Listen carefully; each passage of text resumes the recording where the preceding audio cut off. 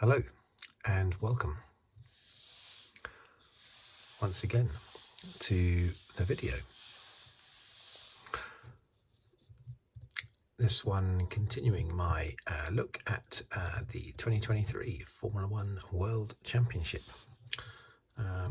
Looking at each race, just a fan's perspective. I'm no expert, but I have been following Formula One for decades now, going back to the early 80s. So I am a big fan, but still just a fan. Okay, so the usual routine is that I list the finishing order here, then the top 10 in the championship, Drivers' Championship, and then the running order of the 10 teams in the Constructors' Championship.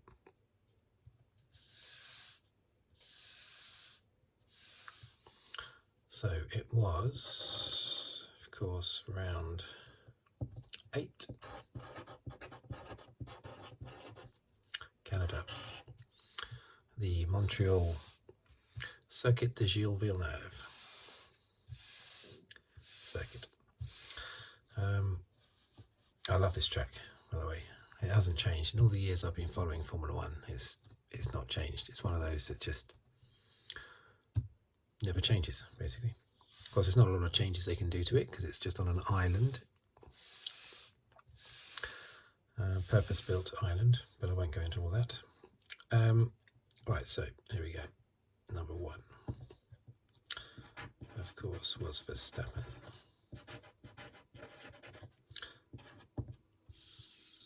Alonso, 3rd.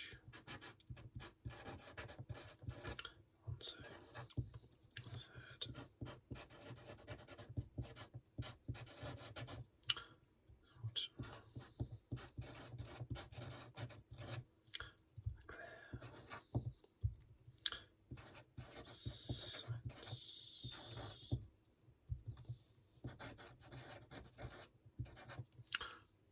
Perez, let's just make sure. Okay. That's good. 7th.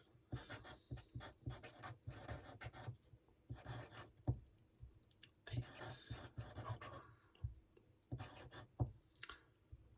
Stroll. Bottas.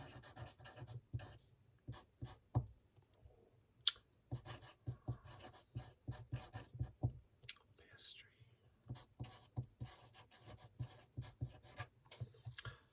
You can see 13 Norris.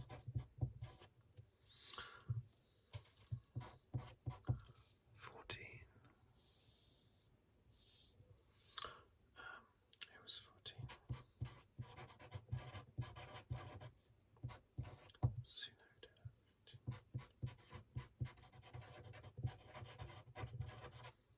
Hulkenberg. 16.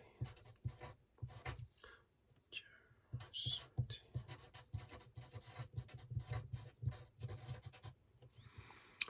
Magnussen.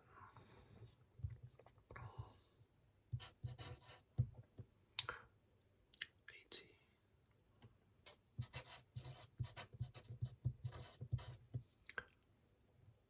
De Vries.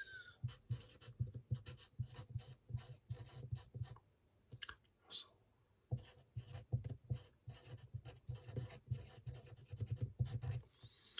Sargent. Okay, so top 10 in the championship.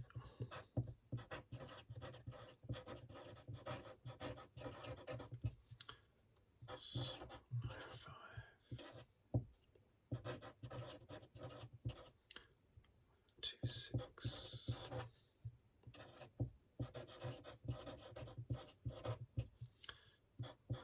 7.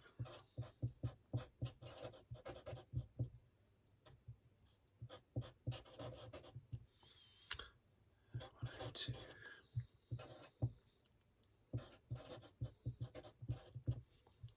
68. 65.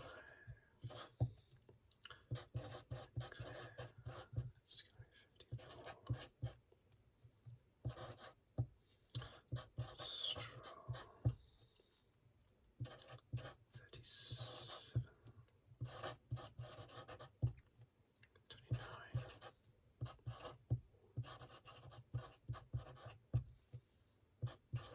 15. Okay. Still in focus. Okay, Constructors' Championship. Redbull 2-1.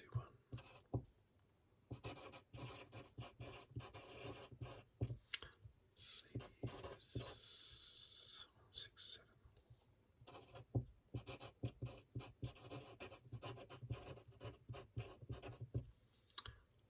Aston Martin 1-5-4.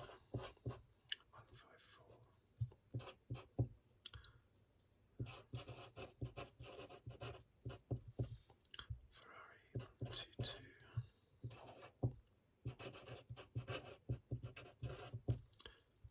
Alpine 44.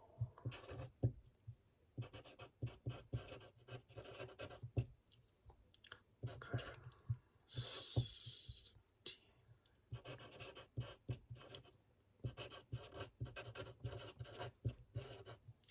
Alfa Romeo 9. S8.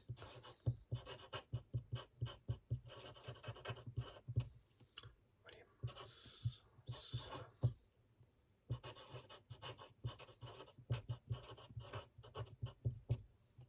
AlphaTauri 2. Okay. So, what do we think of that race? I actually, I thought it was really good. Yes, it was another lights to flag win for Max. But he didn't win by a country mile, and there was so much going on behind him. I thought it was really entertaining, as it often is in Canada.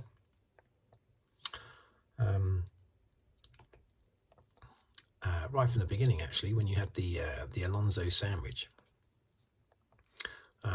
with Hamilton and Russell either side of Alonso, right from the beginning, you could tell straight away this is going to be a fun race.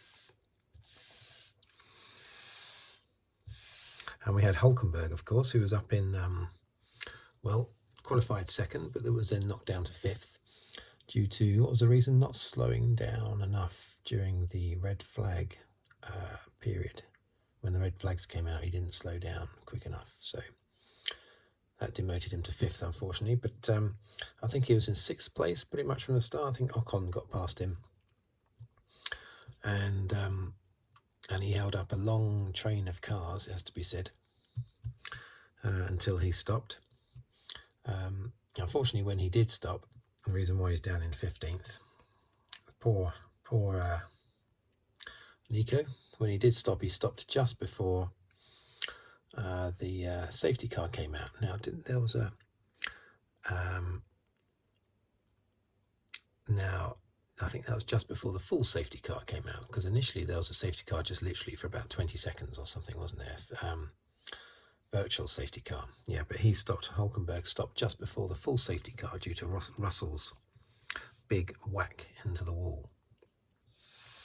So Hülkenberg lost out a lot of time there, because he was one of those, along with Stroll actually, but Stroll still drove well to recover to 9th. But Stroll and Hülkenberg both stopped just before the safety car, so they lost out on a cheap pit stop, like everybody else had, apart from the Ferraris that didn't stop, and Perez that didn't stop because he was on hard tyres. Anyway, Russell, yeah, that was the first really big thing that happened, wasn't it? It hit the wall. It seemed like his right rear wheel exploded when it hit the wall. There were bits flying everywhere, which is why the full safety car came out. I couldn't understand how he was able to just have his wheel replaced and come out again and rejoin the race. That was incredible. I don't think I've ever seen that much damage caused by an accident and the car to just be okay after changing a wheel. I thought that was incredible. And of course he did fight all the way up to, I think it was 8th place before the side effects of that smash, I think, finally hit home, and he had to retire the car. But it was incredible how he was going for so many laps with a car that looked like it had exploded on impact. So it's unfortunate for Russell, because that's his second retirement this year, which is why he's slipping in the championship quite a way behind Hamilton now. But yeah, that was on lap 12, wasn't it, that full safety car? And of course the Ferraris, they chose not to stop. Now normally they do the wrong strategy, don't they? For the last couple of years, they've always picked red when they should have picked black, sort of thing, and sure enough, no, not sure enough, actually. It didn't happen this time. This time they actually did exactly the right thing. By staying out, they were able to hold their own, and after their pit stops later onto hard tyres, they were able to hold on to 4th and 5th place, and Perez couldn't get near them, basically. He was comfortably beaten by the Ferraris today, Perez, despite being sort of just behind them for most of the race, because Perez and Leclerc had both been caught out by the rain in qualifying. I think it was Leclerc was 11th and Perez was 12th, I think. They stayed on their intermediate tyres too long before going on to softs and missed the window to do a good qualifying run in Q2, and that's why they didn't get into Q3. And that's the third race running that Perez has not got into Q3, which is incredible. Ever since he was on pole position in Miami, he was there on pole position, and wasn't Verstappen 8th or something on the grid, something like that, and Verstappen was only leading Perez by 6 points at that point. So that was a real high point for Perez. Since then it's been downhill all the way for Perez. Verstappen's been totally in charge, winning the last 4 races.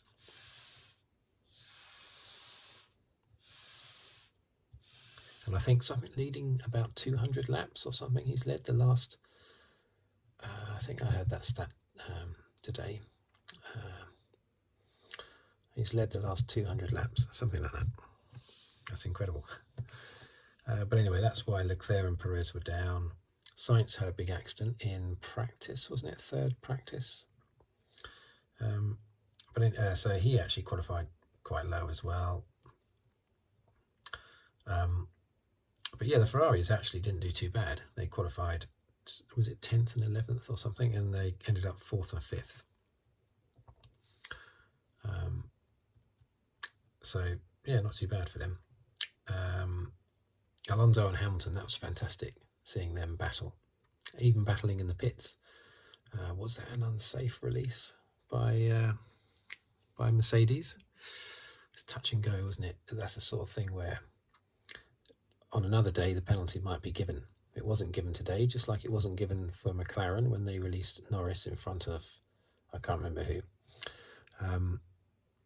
Neither Mercedes nor McLaren got penalties there, but I'm sure I've seen releases like that before that were given a penalty.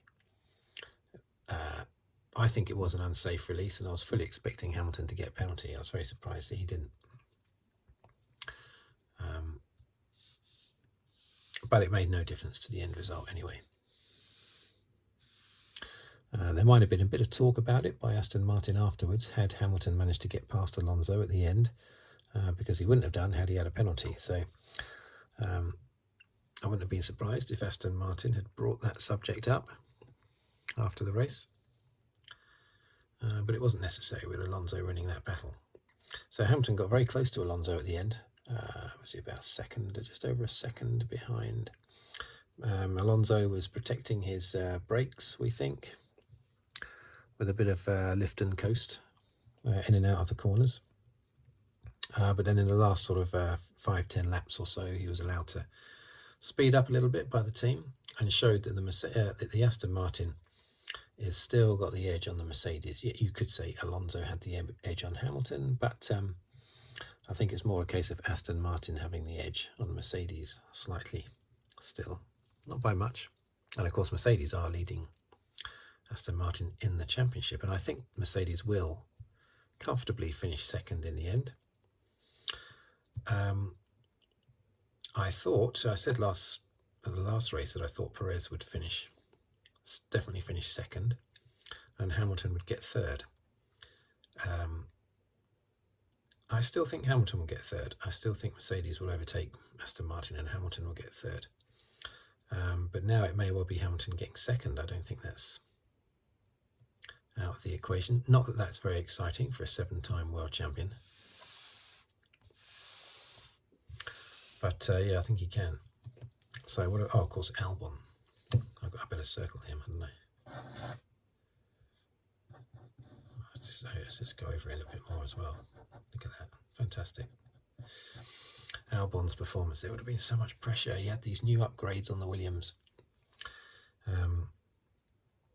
Of course, the other thing I forgot to mention was, of course, the Aston Martin having the edge on Mercedes in this race. When it was the other way around in Spain, it could be down to the upgrades that Aston Martin introduced for this race. But anyway, yeah, some upgrades on Albon's car, but they've only got money. The cost basically prevents them from putting them on Logan Sargent's car.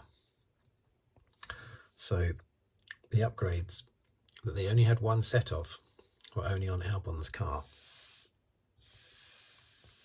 So don't smash the car up, basically. And he did 70 laps. Started, was it 9th or 10th? Didn't he start 9th, I thought? And finished 7th. I mean, yes, okay, we had Russell retire. Who else could have finished ahead of him had they not had problems? I think that's it. I think it's only Russell. So on merit, I think he would have been, all things being equal, he would have been 8th. I mean, he's ahead of Ocon on merit. So a fantastic performance by Albon and the Williams. Great stuff. Driver of the day, basically. And it's lifted Williams up to the heady heights of 9th place in the Constructors' Championship. Fantastic performance. Really was. As I've said already, Stroll, I thought, did really well to come back from having had a full-length pit stop before the safety car came out. But he recovered to 9th place, but he is in a good car, of course. Bottas was in the wars a little bit with that train of cars that we had behind Albon, but he came in 10th in the end. Piastri, he was having a few little ding-dongs with Norris. They were on the track basically together, the same part of the track, pretty much the whole race, which is good to see. So I want to see Piastri shine a bit more. I don't want him to suffer in the same way that very good rookie drivers often do when they come into a car which is not performing. That happened to Stoffel van Dorn, who's no doubt about it a fantastic driver, but he came into the McLaren Honda and he just seemed to struggle massively with a car that was rubbish, basically, whereas a more experienced driver can maybe still get something out of it, you know. And that sort of destroyed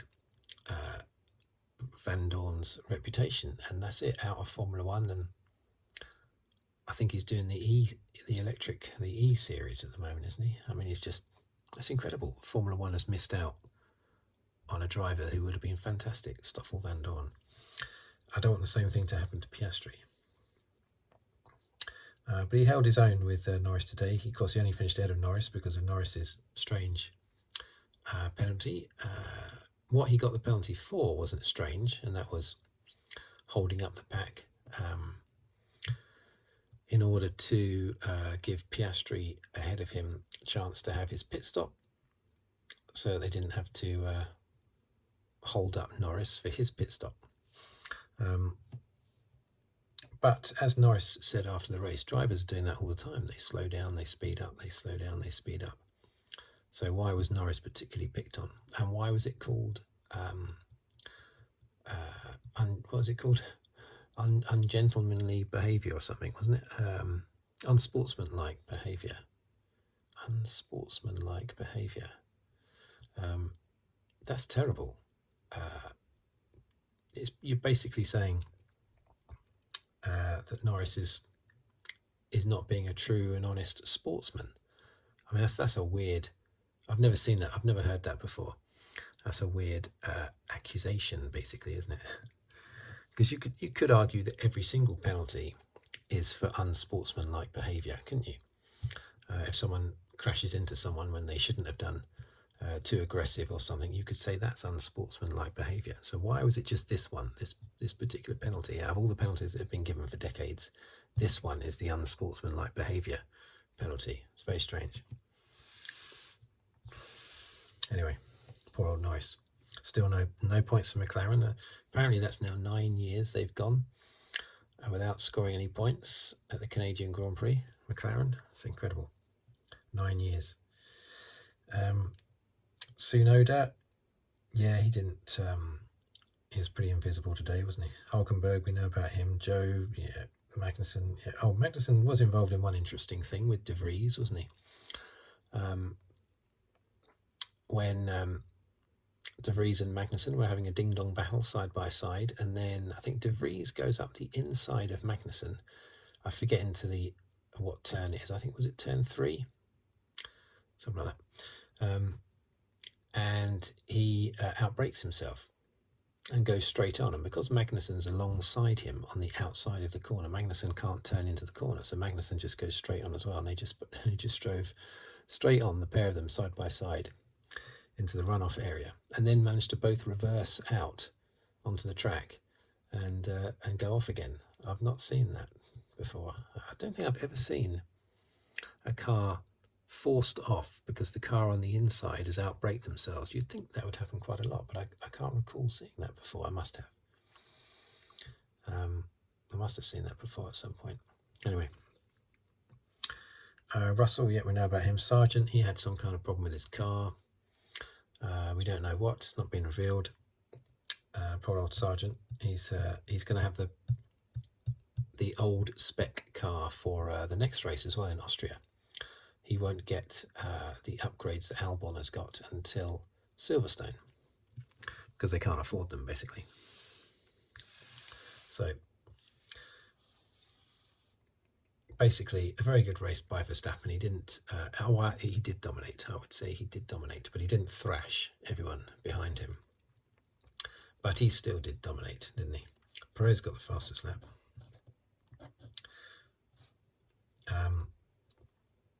I mean, on merit, really, Hamilton got the fastest lap. The fastest lap thing annoys me because you'll have a driver that will have genuinely done the fastest lap in the race on old tyres or whatever, or medium tyres, throughout the race. And then suddenly on the last lap, someone just quickly comes in, changes it, doesn't matter who it is. They'll come in, boom, they get fastest lap because they've got fresh tyres on. It could be someone right at the back of the field. They come in, fastest lap. And that irritates me immensely. I can see why they did it. Obviously, it gives another point for Red Bull. But I do find that whole thing a little bit irritating. I think let's just get rid of that point for fastest lap. Either that or don't count any laps in the last 10 laps or something, don't count any fastest laps within the last 10 laps, which is silly because the fastest lap should be the fastest lap. So I think they should just scrap the whole thing. So that was Verstappen's 41st win, which puts him level with Senna, because you've got what have you got? You've got Hamilton on 103, Schumacher on 91, then you've got Vettel 53, Prost on 51, and then you've got Verstappen and Senna both on 41. But amazingly, it was also Red Bull's 100th win and Newey's 200th win, which I thought was interesting. I didn't know that. I just saw them talking about it after the race, that it was Newey's 200th race victory. I knew that he was with Williams and McLaren because I've been following Formula One since the early 80s. So I remember Newey when he was, I think he was with March originally in the late 80s, sort of 89, 90. I think he was in the March, but he didn't win any races. Or March didn't win any races, but they did do very well and got some podiums. So I remember Newey from back in those days. But it hadn't dawned on me when his actual first race win was. And that was revealed after the race in a little interview, and it was apparently Mexico 1991. I remember that race well. I've actually got it recorded. I recorded it on VHS, and I've now got a digital recording of it copied from that VHS tape. A race that Perez won in the Williams, the Porpoise Williams FW14, was it, in 1991. And a very unreliable car, but very fast. That car took Nigel Mansell to the World Championship the following year, but the Mexican Grand Prix in 91 was won by Perez due to Mansell having major problems with his car that made him go about 2 seconds a lap slower for half the race. And then in the second half of the race, when he was about 35 seconds behind his teammate, he suddenly seemed to fix the problem in his car, or it fixed itself.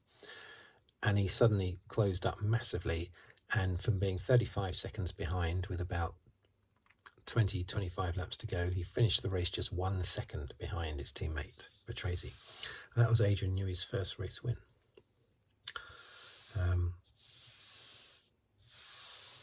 And apparently he's had 200 since. So very good. Also, a little fact that I didn't know is apparently Red Bull have won 18 of the last 19 races. I mean, I knew they'd done very well, but I suppose the one they didn't win was probably Austria last year. Leclerc won, didn't he? Leclerc won in Austria last year. Sainz won at Silverstone. Hang on, Russell won a race last year though, didn't he? So I don't know when they're counting that from. That was a stat supplied by Sky F1, so I haven't checked it. But I do know that obviously the Brazilian Grand Prix last year was won by Russell. So that would have to be the one out of the 19 that was not won by Red Bull. So in other words, they're not counting Austria or Silverstone. They were both won by Ferrari, weren't they? Anyway, it doesn't matter. And apparently Verstappen has won 20 of the last 27. If that's true, that's incredible. Red Bull have won the first 9 races, of course, so far this year. Now, Christian Horner keeps being asked the same stupid question, and that is, can you win every race? Well, yes, obviously. If you've won the first 9 races, then yes, you can win every race, can't you? Obviously. But of course, that doesn't mean that you are going to, does it? So it's a silly question to give Horner. Are you going to win? Well, I don't know. Can you win every race? Well, yeah, I can. We can, yeah. But obviously, we don't know. I sort of don't want to see it, and I also do want to see it because I like those impressive stats, and it nearly happened in 1988 when McLaren won 15 out of the 16 races, and the only one they didn't win was when Senna was knocked off the track by a back marker with about 2 laps to go when he was leading. Jean-Louis Schlesser, sorry, okay, standing in for Nigel Mansell because Nigel Mansell had chickenpox in the Williams. And yeah, had it not been for that incident with that back marker, Senna would have obviously won that race. He was 2 laps away from victory. And instead, Ferrari had a 1-2 in the first race, and it was at Monza as well. So Ferrari 1-2 at Monza at the first race after Enzo Ferrari's death. Imagine that. But anyway, yeah. So McLaren nearly did it that year. So it would be quite a nice stat if Red Bull can win all 22 races. I don't want them to, but at the same time, I would get a little bit of pleasure because I like those sort of stats. I would get a bit of pleasure out of that. He's definitely won the championship this year, of course. There's no doubt about that. There's no way Perez is going to come back from this. Look how far he is behind already. That's incredible, isn't it? What's that? 69 points. 69 points behind. Only 9 points ahead of Alonso. So this is the battle for second place in the battle for runner-up spot. Now, Alonso and Hamilton would love to get second place for the team, I think. Also, it would simply mean that their car is good, if they get second in the championship. Personally, I don't think they're remotely bothered. Hamilton, he wasn't tremendously excited about being runner-up in 2021, was he? So I don't think any runner-up spot is going to excite Hamilton, but it would at least be an indicator that the car is good. See, even though Perez has never won a championship, he's never finished second either because he was third in last year's championship. But even so, I don't think Perez would be tremendously thrilled with finishing second because he wants to win it, not come second. So I said that last year, and a few people disagreed with me because they thought Perez did genuinely want second. I think the only reason why he would want to come second this year and same last year is because it's what the team would want, and he wants to keep the team happy because he wants to stay in the team. So I think, yes, Perez would want to come second, but only because if he doesn't, it'll irritate the team. Red Bull will want a 1-2 finish. And it doesn't make him look good. I mean, it didn't do Kovalainen's reputation, Heikki Kovalainen, didn't do his reputation any favours in 2008 when he came, I think, 7th in the World Championship, was it? And his teammate Lewis Hamilton won the World Championship. That's not a good image.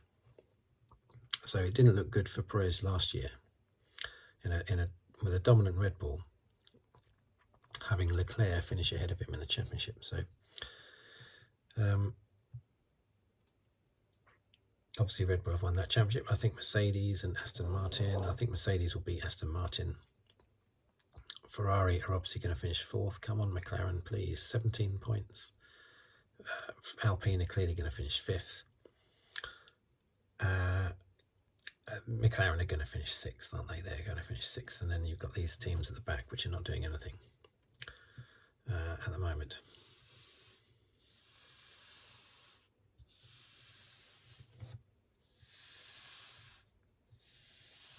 AlphaTauri, it's incredible, isn't it? They won the Italian Grand Prix just 2 years ago. So less than 2 years ago, they won a Grand Prix with Gasly, and here they are, 2 points, 10th place. It's awful. So anyway, as I say, I love stats, so I'm happy to see 41 wins for Verstappen.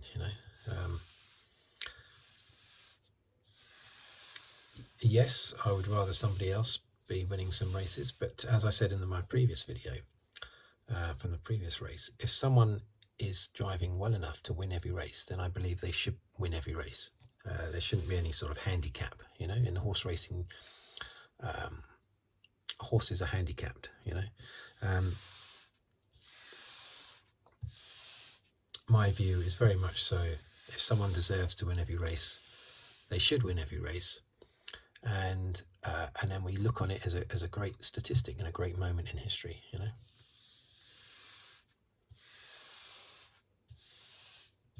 But I still want Hamilton to win the championship next year. I want him to come back with a bang and win the championship next year. That's what I'm really looking forward to. Okay, so not much else to say. I think good race, fantastic race, good ding-dong battle between Alonso and Hamilton. Verstappen did not thrash the field, which is good. Ferrari got their tactics right for a change, which was great. Albon holding up the queue, lots of overtaking. Norris doing lots of overtaking today. Last few laps attempting to get past Ocon was fun to watch. So yeah, great, entertaining race.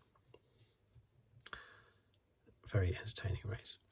Right, I think that's it. Thank you for watching. Thank you for listening. If you'd like to subscribe, please do so. And or like the video, comment, anything like that. Much appreciated. And I will see you on the very next video, I hope. Goodbye for now.